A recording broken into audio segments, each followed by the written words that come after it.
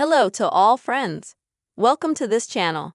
In today's video, I will tell you and also show you how you can check your activity in the Snapchat app.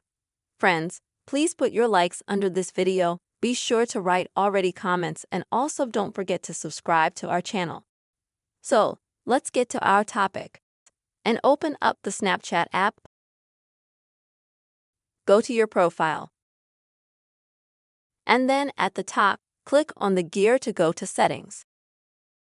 And here select the two-factor authentication option. First of all, friends, make sure that you have it enabled and active. Next, after you do that, click on the last option, View Device. And here you can see all the devices are active with your Snapchat.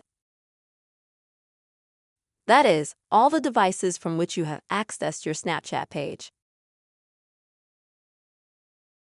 I have this only one device. If you have more, let's say, and you want to delete them and keep only one device. To do that, you'll just have to click on this cross right here in front of the device name to delete it. That way, friends, you will automatically log the device out of Snapchat as well. This way, friends, you can easily check your activity on Snapchat app. I hope this video has helped you. Please, friends, put your likes, write comments, be sure to subscribe to the channel, and see you soon.